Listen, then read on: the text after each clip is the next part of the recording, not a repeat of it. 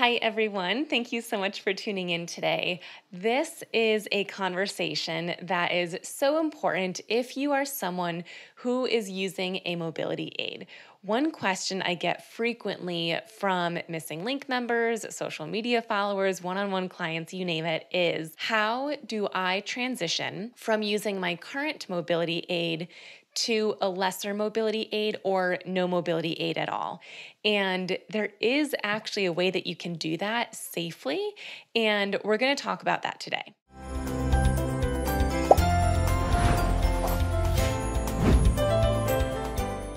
I think before we dive into the conversation of exactly how to make that transition, we need to discuss a few things. And one thing is that so many people don't use a mobility aid in the first place simply because they are fearful that it means their disease is progressing, their multiple sclerosis is turning into a worse form of MS or whichever neurological based disease you have. You feel like using a mobility aid means that it's worsening. And maybe you're also making that mean that you're not doing a good job or you're not doing enough. However, another reason that a lot of the people that I work with are very hesitant about using a mobility aid is because they fear that they will become dependent on it, and that you will have to use it 24/7 for the rest of your life, and that it's a natural progression that if you start using a cane, then you'll need a walker, and then you'll need a wheelchair. And I just want to remind you that both of these things are false. Using a mobility aid does not mean that your disease is progressing. Using a mobility aid does not mean that you will become dependent on it if you are using these strategies that we talk about today. I have lots of examples of missing link members and one-on-one clients who have gone from using a wheelchair to using a rollator, or a rollator to using a cane or a trekking poles, or a cane or trekking poles to using nothing. And in some cases, like Linda, one of my missing link members, she's actually made a transition through all of them. At one point, she was using a wheelchair, and then she progressed through our exercises to using a rollator. And then she progressed to using 2 trekking poles, and then a single point cane, and then now nothing. And Linda's story is so inspiring and relatable and motivating. So if you want to hear about her transition, I did interview her on my Missing Link podcast. She is on episode 13. So if you're ready to feel inspired, definitely check out her episode to learn her story and see how she was actually able to make this transition that we're talking about. So that's episode 13 in the Missing Link podcast.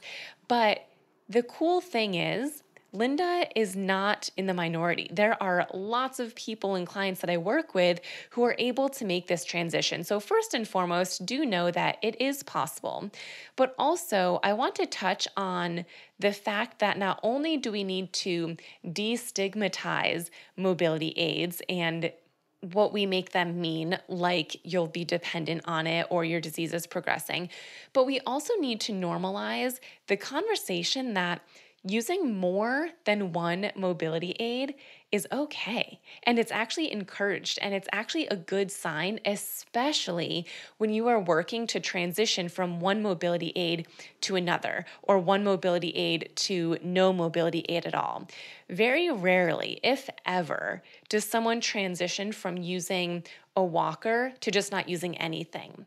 And when it comes to multiple sclerosis, it's really important to understand that you might have some days where your symptoms require you, in order to be your safest, most stable self, to use a rollator. But the next day, your symptoms might enable you to use 2 trekking poles, or there might be one day where you don't have to use anything at all.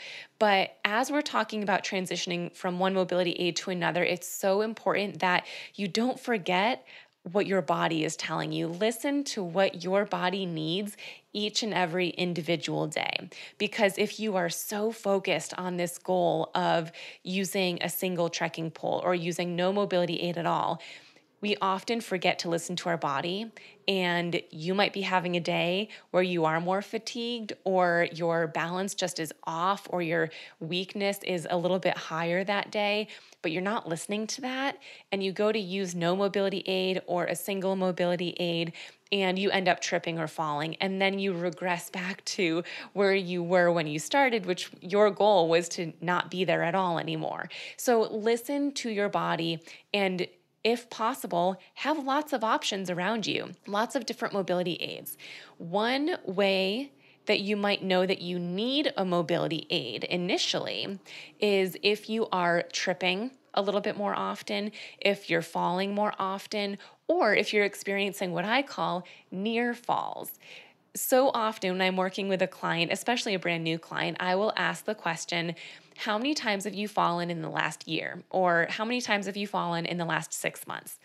And most of the time they'll say none or 1 or 2 times. But then my follow-up question is, how many times in the past 6 months or in the past year have you almost fallen? And I explain a little bit further, saying what I mean by that is you almost fell, but you caught yourself. Maybe you caught yourself by stepping out or by touching the wall or touching furniture or touching a human being, but you caught yourself. You didn't actually fall. And the answer is, oh, probably at least once a day, or probably 3 times a week. So we went from this answer of, oh, I haven't fallen at all in the past year, to, oh, I have a near fall daily, or I have several near falls or almost falls each week. Almost falls or near falls are just as indicative of future falls as an actual fall. So we need to pay attention to that information. Not only that, I will have lots of clients tell me that they haven't had any falls, but what they are viewing as a fall is this traumatic fall to the ground, and they injure themselves and it hurt really bad. But it's important to know that even controlled falls count as a fall. And I will say, in my experience, most of the time that my clients have a fall, it is controlled. They feel their knees buckling and they just can't stop it from happening. And they slowly, controlled, land on the floor. They didn't hurt anything. They're fine. It was slow and controlled. But it still counts as a fall. So one way I like to ask that question is, how many times in the last 6 months or a year have you ended up on the floor when you didn't intend to, even if it was controlled? And again, the answers will go from, oh, 0 falls in the last year to, oh, that's probably happened 5 times. So be really honest with yourself as you are thinking about how often you are tripping or having near falls or almost falls or actual falls, whether controlled or not. So let's dive into exactly how you can transition from using one mobility aid to a lesser mobility aid, or from using one mobility aid to no mobility aid at all. And the first example I'm going to give you is with a rollator. And if you don't know, a rollator is a walker, but it has either 3 or 4 wheels. And this is going to be a great option if you are someone who does need more weight-bearing support and more balance, because it's a pretty wide device, and the wider a device is, the more balance and stability it's going to give you. So it's a great option. It's one of my favorite options. Shameless plug, Biacre is my favorite one. They're super lightweight. But let's say you are currently using a rollator or even a walker with 2 or no wheels. If you are using any type of walker and your goal is to transition to a cane or trekking poles or nothing at all, the number one thing that you can do is put less weight through your hands. And there's so many reasons for this. Where do I even start? One reason this is important is because the more weight you're putting through your hands and your upper body, the more likely you are going to injure your hands and your upper body. You'll injure your shoulder, your neck, your elbow, your wrist, your hand. And I have seen way too many times someone who uses a mobility aid on one side or both sides injure their arm or hand or neck, elbow, because they're putting too much weight through it. Our bodies were not intended to put that much weight through our upper body consistently. And the sad part about this is that if you do get an injury, oftentimes it hurts so much that you then can't use that mobility aid, and you become a bit more sedentary and a bit more isolated. And then your entire body gets weaker because you can't move as much because you injured your upper body. Again, whether that's one side or both sides. So we want to prevent injuries. That's one reason to put less weight through your upper body. But another reason is because when you put weight through your upper body, the more weight you put through your upper body, the less weight is through your legs. So if you're putting a ton of weight through your arms, that means that your legs aren't really doing a whole lot in terms of strength and balance. They do have to work, don't get me wrong, but they don't have to work as much. And if your legs aren't working as much, then it's going to be really hard to make that transition to going to using a lesser mobility aid or no mobility aid at all, where your legs have to do all of the work. So by taking weight off of your upper body, not all of your weight, but by taking some weight off of your upper body, you are actually going to allow for more strength training and more balance training in your legs and in your core, which is going to help you transition to using a lesser mobility aid or no mobility aid. And the final reason that putting less weight through your upper body is so important, this might be the most important reason, is because when this is a habit of putting a lot of weight through your hands and through your arms, your brain associates walking with needing support. And I'll share this quick story with you. My dad, about 2 years ago, had toe surgery. He does not have MS, so this was purely an orthopedic injury, but he's had toe problems for years and years since I was a little kid. And he finally hit a point where he thought, you know what, I'm just going to get surgery. I'm going to take this into my own hands and make sure this gets better. So he gets a surgery, and the surgeon tells him, you cannot put any weight through your foot, your leg, for 2 weeks. And so I said, Dad, no worries. I've got you. I've got so many mobility aids at my place. I'm going to bring over a rollator that you can use. And that way you can take weight off of your leg. You can have no weight on that leg where you're not supposed to put weight through. And normally, let me give you a little bit of a background on my dad. He is a very strong person. He is 64 years old, I believe, at this point, and he is very strong. He's still working full-time with a very manual job. Constantly, he's a maltster. He makes malts and sells it to breweries. So he's grabbing these 100-pound bags of malt, throwing them over his shoulder daily. So very physical job, very strong, healthy. So I go over to his house after the toe surgery. I bring him my rollator. I don't tell him how to use it. I'm very curious to just see what he does. So I put it in front of him. And the first thing that he does is he puts his hands on the handles, one on one, one on the other, and immediately has the worst posture and puts 100% of his body weight through the rollator, through his arms, his upper body, and his hands. And I just look at him and I was like, Dad, why are you doing that? He's normally someone who has perfect posture. And just simply because I put a mobility aid in front of him, he just naturally put a lot of weight through his arms, had this worst posture ever, really slouched, hinged forward. And it wasn't until I pointed it out to him where I said, hey, stand up. You don't have to do that. Yes, you need to put more weight through your arms because you can't put weight through your toe and through that leg, but you don't have to look like that. You can do that with better posture and with less weight through your upper body. And immediately he was like, oh, right, okay. And the thing about this, and the reason I wanted to share this story with you, is because this is extremely common. There is so much research showing that neurologically, if we see something in front of us, whether it be a cane, a walker, a trekking pole, if we see something in front of us that we can use for balance, we just automatically put a lot of weight through it. We just use it as much as possible because we can, because it's there. But when you have MS, and even if you don't have MS, but especially if you have MS, your brain is creating a neural pathway that associates walking with heavily using support from your upper body. Therefore, if you focus on strengthening exercises, which there's tons of those in the missing link that are geared towards improving walking, and you only focus on strengthening exercises, and actually maybe you also focus on balance exercises, but if you are still putting 100% weight through your upper body, or even 50% or 60 or 70%, The more you do that and the more that's a habit, the more that will continue. You could get full strength in your legs, full balance, yet still need the same mobility aid because your brain is trained to think that for you to walk forward, you have to have a mobility aid. And the number one way to reduce that is to start putting less weight through your upper body, through your hands. So, what I like to envision, and I hope someone creates this someday, is a body weight scale. So, the scale that you would step on and it tells you how much your body weighs.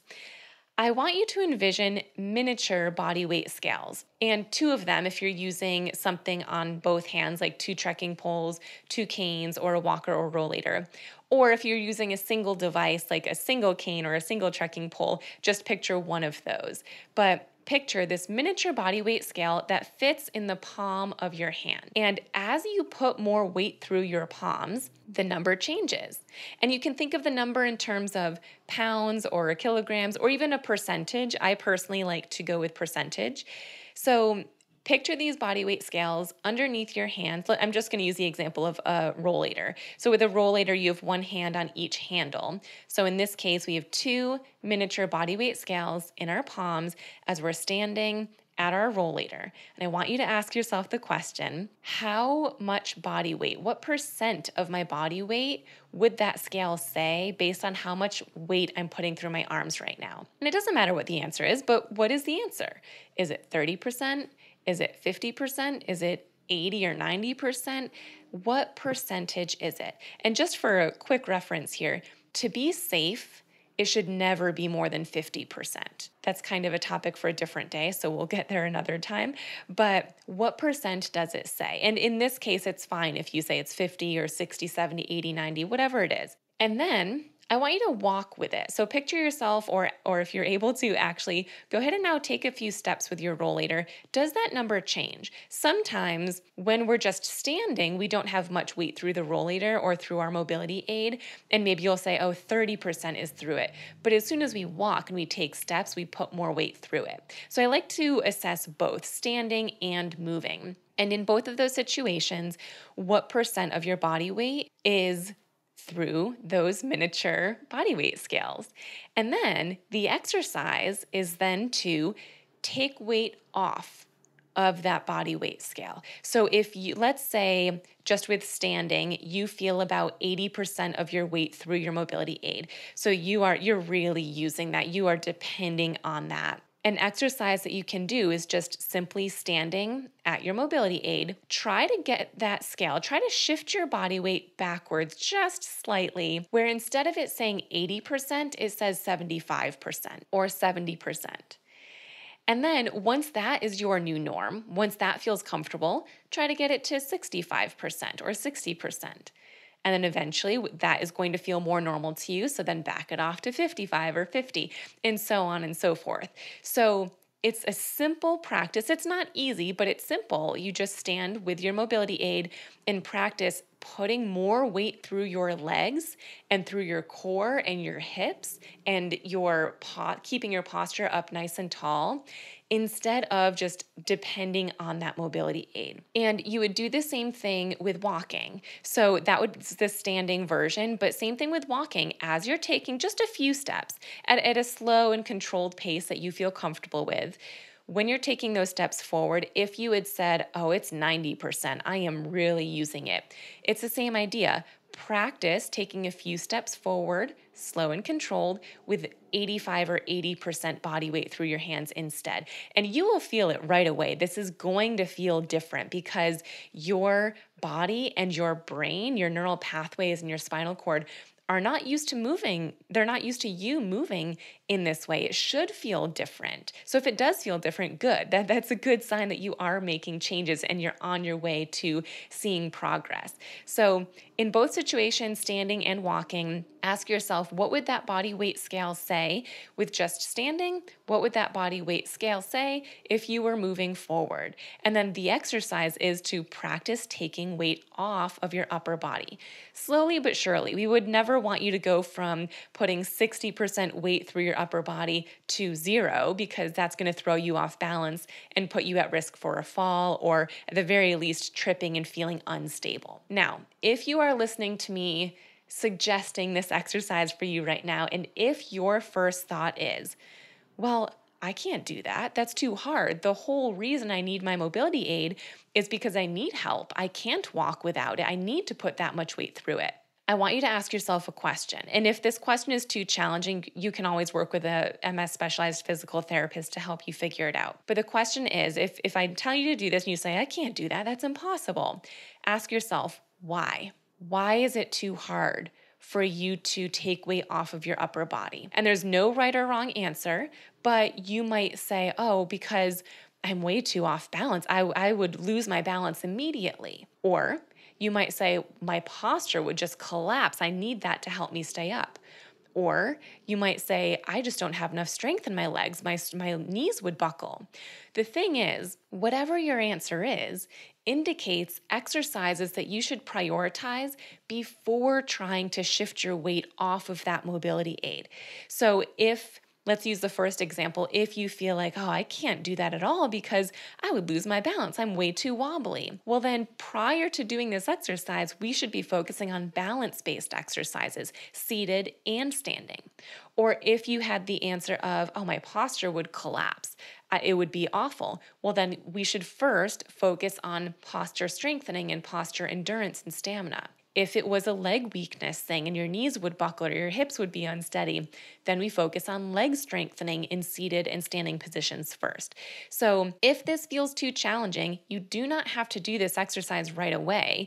Let's strengthen other areas first prior to getting to this point. And I'll be honest, 99% of the time, I'll even say 99.999% of the time, when I'm working with my missing link members and my one-on-one clients, we will do a combination of practice shifting your weight off of a mobility aid. And there's lots of weight shifting exercises, by the way. This is just one. Weight shifting is one of my favorite things to work on. So we would do this type of exercise at the same time that we're also focusing on leg strengthening and core strengthening. So more times than not, this is just a part of your program, but it is a necessary part of your program if you are looking to use a lesser mobility aid or no mobility aid, or if you just want to be safer with your current mobility aid. Even if you use a walker now and you love the walker, you just want to be safer with it. Maybe you're someone who uses a rollator, but it tends to get away from you.